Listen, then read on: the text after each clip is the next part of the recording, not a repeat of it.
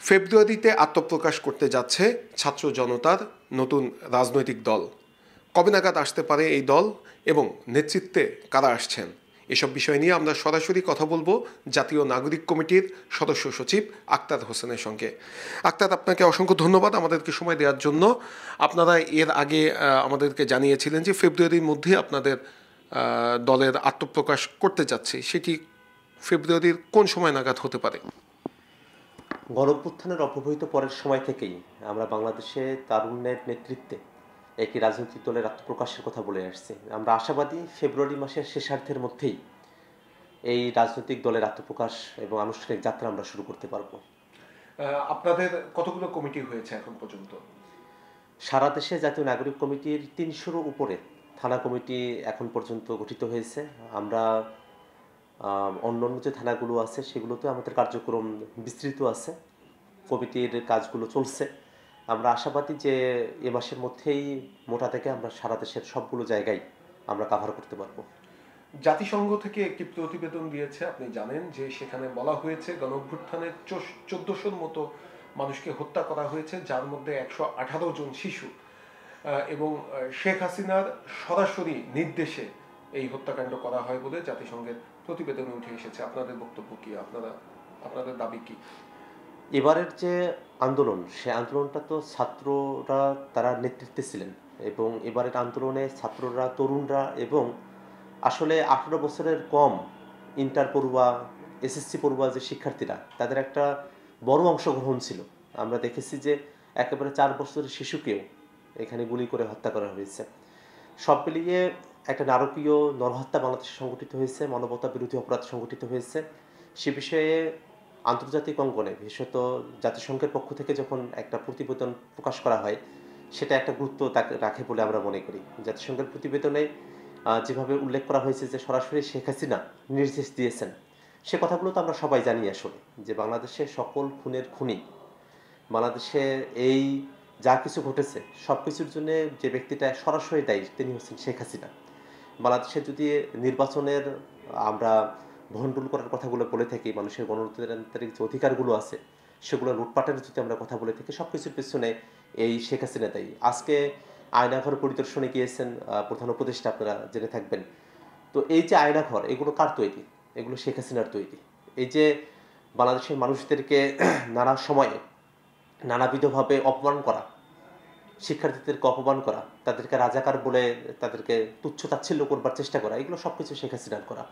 শুধুমাত্র তাই নয়, আমরা বিভিন্ন সময় দেখেছি যে শেখ হাসিনা বাংলাদেশের মানুষদেরকে কিভাবে তাদেরকে হত্যা করবে, কিভাবে বিরোধী মতকে দমন করবে, এই কথাগুলো তিনি সরাসরি বলতেন। লোকে বৈঠার মিছিলের কথা তার বলা। আমি এই সম্প্রতি তার কিছু বক্তব্যের মধ্যে শুনলাম যে তিনি এইটা বলতেছেন যে মানে যারা বাংলাদেশের অপমর সাধারণ জনতা আছে আর কি, তাদের বাড়িঘরগুলোতে আগুন ধরিয়ে দেওয়ার কথা তিনি বলছেন। তিনি ক্ষমতায় থাকাকালীন সময়ে এই কথা বলছেন যে বিএনপি, জামাত বা বিরোধী রাজনীতির যারা আছে আর কি, তাদের সবাইকে ধরে ধরে যেন আওয়ামী লীগের লোকেরা চিহ্নিত করে তাদেরকে গ্রেফতার করে। তো বাংলাদেশে যে গণহত্যাটা সংঘটিত হলো, মানবতা বিরোধী অপরাধ সংঘটিত হলো, এর পিছনে যে শেখ হাসিনা দায়ী, এটা আর নতুন করে বলবার কিছু নেই।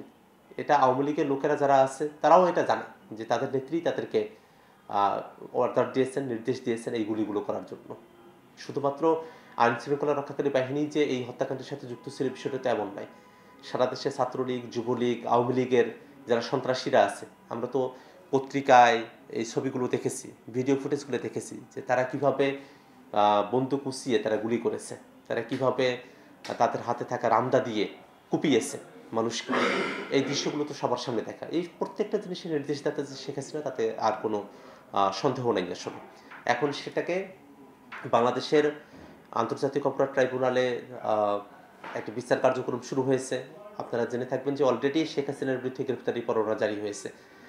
এখন শেখ হাসিনাকে দেশে ফিরিয়ে নিয়ে এসে বিচারের মুখোমুখি করা, একটা ফেয়ার ট্রায়াল হোক, একটা ফেয়ার ট্রায়ালের মধ্য দিয়েই যদি বিচার হয়, আমরা এতে করে এই যে এতগুলো মানুষ, জাতিসংঘের হিসেবে প্রায় ১৪০০-র মতো, আমরা গড়পড়তা জেনেছি যে প্রায় ২০০০-এর মতো মানুষ আসলে শহীদ হয়েছেন। এই মানুষগুলো তো তাদের আত্মীয় স্বজন, তাদের বন্ধু বান্ধব, তারা চাক্ষুষ প্রত্যক্ষদর্শী আছে এখনো পর্যন্ত। তাদের সাক্ষীর ভিত্তিতেই এই শেখ হাসিনার যে অপরাধ সেটা প্রমাণ হয়ে আসবে। নতুন যে আপনারা রাজনৈতিক দল করছেন, আসলে আমরা যে রাজনৈতিক দলগুলো দেখেছি যে তাদের এক একজনের এক এক রকম উদ্দেশ্য অথবা আদর্শ রয়েছে। আপনারা কোন আদর্শ নিয়ে আপনারা এগোবেন এবং ভোটের মাঠে আপনারা কতখানি প্রাসঙ্গিক থাকতে পারবেন? বাংলাদেশে ডানপন্থী বামপন্থী রাজনীতির যে বাইনারি আছে তার বাইরে এসে আমরা একটা মধ্যমপন্থী রাজনীতির কথা বলছি। বাংলাদেশের স্বার্থই সেখানে প্রধানতম বিবেচ্য বিষয় হবে। এখানে আমরা একটা বিষয় খুব স্পষ্ট করে বলি যে বাংলাদেশের স্বাধীনতার যে ঘোষণাপত্র, সেখানে সাম্য, মানবিক মর্যাদা, সামাজিক সুবিচারের কথা বলা হয়েছিল। সেখানে নাগরিকের অধিকারের পাশাপাশি নাগরিকের মর্যাদাকে প্রধান করে তুলবার আকাঙ্ক্ষার কথা ব্যক্ত করা হয়েছিল, কিন্তু সেটা আসলে আমরা গত ৫৪ বছরে অর্জন করতে পারিনি। তো বাংলাদেশের মানুষ তাদের যে মানবিক মর্যাদার জায়গা আছে, নাগরিক হিসেবে যে মর্যাদার জায়গা আছে, সেটাকে যাতে আমরা এস্টাবলিশ করতে পারি, সেই জন্য আমাদের একটা রাজনৈতিক লড়াইয়ের অংশ হিসেবেই আমরা এই রাজনৈতিক দলের আত্মপ্রকাশের কথা আমরা ভাবছি। আমরা মানুষের অধিকারের কথা ভাবছি। দৈনন্দিন জীবনে মানুষের জনঘনিষ্ঠ যে সমস্যাগুলো আছে, সেই সমস্যাগুলোই যেন রাজনীতির উপাদান হিসেবে বাংলাদেশে বিরাজ করে, সে ব্যাপারে আমরা কথা বলতে চাই। ধরেন বাংলাদেশের স্বাস্থ্য সেক্টর, গোটা চিকিৎসা ব্যবস্থাপনা, এখানে আসলে কিভাবে মানুষের স্বাস্থ্যের আমরা নিরাপত্তা নিশ্চিত করতে পারি, সে ব্যাপারে পলিসিগুলো কি হতে পারে, সেটাই যেন রাজনীতির বিবেচ্য বিষয় হয়। যেন বাংলাদেশে চাঁদাবাজি, টেন্ডারবাজি নিয়ে, মারামারি, কাটাকাটি নিয়ে, অন্তকন্দল নিয়ে যে রাজনীতিগুলো পরিচালিত হয় আর কি, সেভাবে যেন রাজনীতিটা বাংলাদেশে না থাকে। আসলেই যেন আমরা নতুন বাংলাদেশ আমরা প্রতিষ্ঠা করতে পারি, সেরকম একটা রাজনীতির কথা আমরা বলছি। আমরা পররাষ্ট্রনীতির ক্ষেত্রে একটা কথা খুব স্পষ্ট করে বলি যে বাংলাদেশের স্বার্থকে প্রধান করে যেন বাংলাদেশের পররাষ্ট্রনীতি নির্মিত হয়। এর আগে আওয়ামী লীগের কথা আমরা দেখেছি যে আওয়ামী লীগের সভানেত্রী তিনি নিজেই এই কথা বলেছিলেন যে ভারতকে যা দিয়েছেন সেটা ভারত আজীবন মনে রাখবে। এটা তো কোনোভাবেই কোনো দেশের কোনো প্রধানমন্ত্রীর কথা এটা হতে পারে না, কোনো দেশের কোনো দলের প্রধানের কথাও এটা হতে পারে না। তো সেই জায়গায় আমরা স্পষ্ট করে বলছি যে ভারত হোক বা অন্য যে কোনো পরাশক্তি হোক, তাদের সকলের সঙ্গে আমাদের সম্পর্কের ভিত্তি হবে বাংলাদেশের স্বার্থ। সেখানে বাংলাদেশের স্বার্থের বাইরে গিয়ে শুধুমাত্র ক্ষমতায় থাকবার সিঁড়ি হিসেবে ব্যবহৃত হবার জন্য যে বাংলাদেশের স্বার্থকে জলাঞ্জলি দিয়ে ক্ষমতায় আসা হলো, এরকম কোনো দল আমরা আসলে প্রতিষ্ঠা করতে চাই না। বাংলাদেশের স্বার্থকে রক্ষা করেই আমরা নিজেদেরকে পরিচালিত করতে চাই। এর বাইরে কি যদি আমরা বলি যে আমরা এমন একটি দল প্রতিষ্ঠা করতে চাই যে দলটাতে অভ্যন্তরীণ গণতন্ত্রের চর্চা থাকবে। কোনো ব্যক্তি তিনি দলের আজকে প্রধান হলেন, এর মানে তিনি আজীবন প্রধান থেকে যাবেন, বিষয়টা এখানে এরকম হবে না।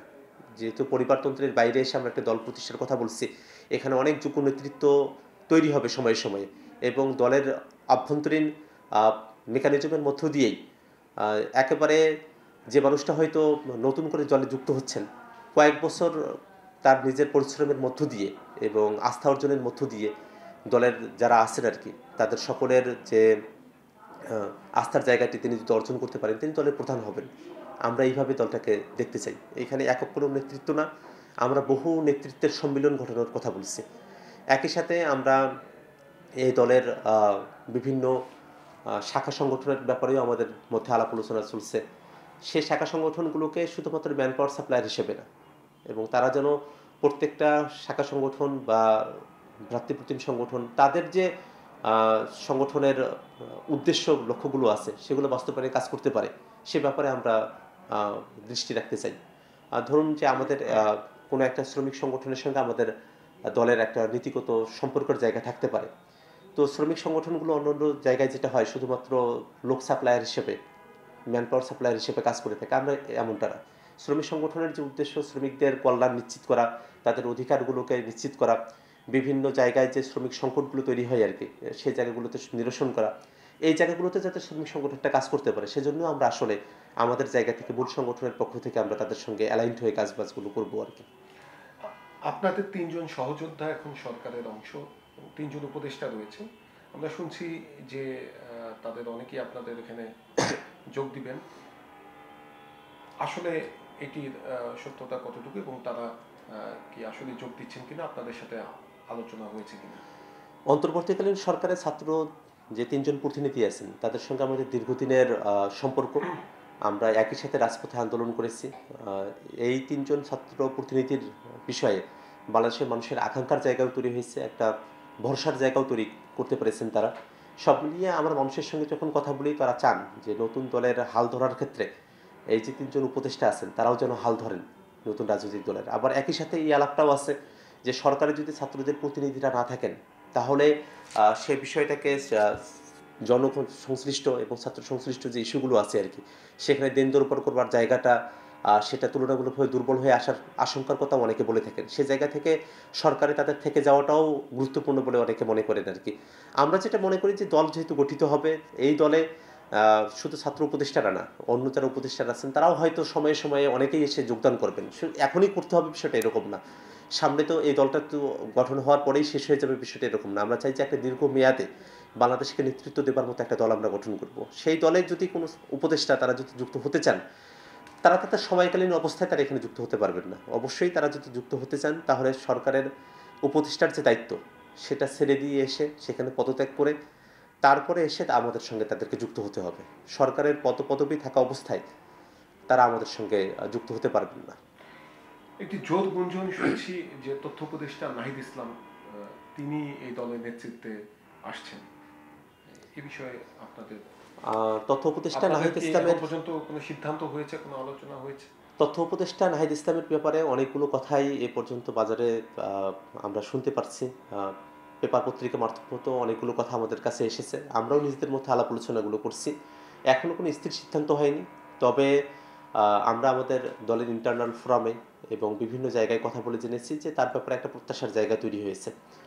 আমরা এই প্রত্যাশার জায়গাটাকে কীভাবে পূরণ করা যায় এবং একই সাথে সরকারের ছাত্রদের যে প্রতিনিধিত্বের জায়গা আছে সেটাকে কীভাবে ব্যালেন্স করা যায় সেই বিষয়গুলো নিয়ে আমরা নিজেদের মধ্যে কথা বলছি। যদি তথ্য উপদেষ্টা নাহিদ ইসলাম তিনি রাজনৈতিক দলে আসেন, তো সেক্ষেত্রে অবশ্যই সরকারের যে দায়িত্ব আছে সেটা ছেড়ে দিয়ে তাকে আসতে হবে, এই ব্যাপারটা স্থির। কিন্তু তিনি সরাসরি আমাদের এখানে শুরুতেই আসবেন এই ব্যাপারে আমরা এখন পর্যন্ত কোনো স্থির সিদ্ধান্তে পৌঁছাতে পারিনি। আপনাদের দলে সিনিয়ররাও কি থাকবে? আমরা তারুণ্যের নেতৃত্বে একটি দলের কথা বলছি, কিন্তু অবশ্যই বাংলাদেশের যারা সিনিয়র সিটিজেন আছেন, আবার বিভিন্ন সময়ে যারা বিভিন্ন রাজনৈতিক দলের সঙ্গে যুক্ত হয়েছেন, আবার অনেকেই আছেন যে যারা রাজনৈতিক দলের সঙ্গে যুক্ত হন নাই, কিন্তু তাদের সামাজিক যে পরিমণ্ডল সে জায়গায় তারা গুরুত্বপূর্ণ ভূমিকা তারা পালন করেছেন। এরকম অসংখ্য মানুষ আছেন যারা হয়তো আমাদের থেকে বয়সে কিছুটা সিনিয়র, কিন্তু তাদের মধ্যে তারুণ্যের একটা জোয়ার আছে। এই বয়সী মানুষদেরকেও আমরা আমাদের দলের সঙ্গে অন্তর্ভুক্ত করতে চাই। আমরা অনেকের সঙ্গে কথাবার্তা বলছি। শুধুমাত্র তরুণদেরকে দিয়ে তো একটা দল চলতে পারে না। অবশ্যই বাংলাদেশের যারা ভোটার আছেন তার বয়স যদি 70 বছর হয়ে থাকেন, তাদেরকেও আমরা কোনো না কোনো ফরম্যাটের ভিতর দিয়ে আমাদের এই দলের সঙ্গে আমরা যুক্ত করতে চাই। আমরা তারুণ নেতৃত্বের কথা বলছি এই কারণে যে অন্য যে দলগুলো আছে সেই দলগুলোতে তারুণ্যের নেতৃত্বের জায়গাটা তুলনামূলকভাবে খুবই কম। আমাদের এখানে তারুণ্যের নেতৃত্বটাই প্রধান হয়ে উঠবে। কিন্তু এতে করে যারা তারুণ্যের বয়সটা হয়তো বয়সের দিক দিয়ে পার হয়ে গেছেন কিন্তু মনের দিক দিয়ে এখনও তরুণ আছেন, তাদেরকে আমরা আমাদের যে কার্যক্রম তার সঙ্গে ওতপ্রোতভাবে রাখতে চাই। ডিসেম্বরে নির্বাচন নিয়ে সরকার এগোচ্ছে, সরকারের পরিকল্পনা ডিসেম্বর নাগাদ নির্বাচন করার। আপনারা কি 300 আসনে প্রার্থী দিচ্ছেন এবং আপনারা আত্মপ্রকাশের পরে নির্বাচন কমিশনের অনুমোদন সহ নানা আনুষ্ঠানিকতার বিষয় রয়েছে, সেগুলোর জন্য কি আপনারা প্রস্তুতি নিচ্ছেন কিনা? একটা রাজনৈতিক দল শুরুর সময়টাতে তাদের একেবারে গঠনতন্ত্র থেকে শুরু করে নিয়ে অনেকগুলো বিষয় ফাইনালাইজ করার ব্যাপার থাকে, সেগুলো নিয়ে আমরা কাজ করছি। রাজনৈতিক দল যখন হবে, রাজনৈতিক দল হওয়ার পরে এটাতে আইনগতভাবে নিবন্ধন পাবার একটি জটিল প্রক্রিয়া রয়েছে। সেই সময়টাতে অনেকগুলো ক্রাইটেরিয়া সেট করে দেওয়া হয়েছে, সেগুলো পূরণ করতেও কিছুটা সময় লাগবে আমরা মনে করি। কিন্তু সারা দেশে যে পরিমাণ সমর্থন আমাদের আছে তাতে করে সারা দেশে আমাদের যে রাজনৈতিক দল নিবন্ধনের যে আইন আছে সেই ক্রাইটেরিয়াগুলো ফুলফিল করতে আমাদের খুব বেশি সময় লাগবে বলে আমাদের মনে হয় না। সেগুলো নিয়ে আমরা অবশ্যই কাজ করব। একই সাথে আমরা যখন রাজনৈতিক দলের আত্মপ্রকাশের কথা বলছি, সারা দেশের সবগুলো আসনেই যেন আমরা প্রার্থী দিতে পারি সেরকম একটা প্রস্তুতি নিয়ে আমরা আমাদের যাত্রাটা শুরু করব। এই জায়গায় অবশ্যই শুধুমাত্র ছাত্র তরুণ নেতৃত্ব নয়, আরও অনেকেই আছেন যারা হয়তো লোকালি পরিচিত এবং তারা স্থানীয় পর্যায়ে তারা কাজ করেছেন, জনগণের আস্থা অর্জন করেছেন, কিন্তু অপর কোনো রাজনৈতিক দলের সঙ্গে হয়তো এখন তিনি যুক্ত নন। এরকম মানুষদেরকেও আমরা আমাদের সাথে যুক্ত করবার চেষ্টা করছি।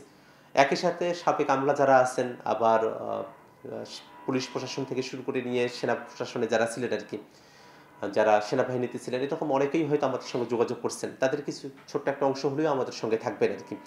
সব নিয়ে আমরা চাচ্ছি যে আমরা একটা রাজনৈতিক দলের আত্মপ্রকাশ ঘটাতে যদি সক্ষম হই, সেক্ষেত্রে আমাদের সম্ভাবনার যে ছোট ছোট দলগুলো আছে তাদের সঙ্গে আমাদের জোট হবে, আমরা এটা মনে করি। তো এটা নির্বাচনের যে বাস্তবতা তৈরি হবে, নির্বাচনের সময়টা যখন আসবে সেই সময়গুলোতে আরও খোলাসাভাবে আমরা আমাদের সিদ্ধান্তগুলো জানাতে পারবো। আওয়ামী লীগের বিষয়ে আপনাদের অবস্থান কি?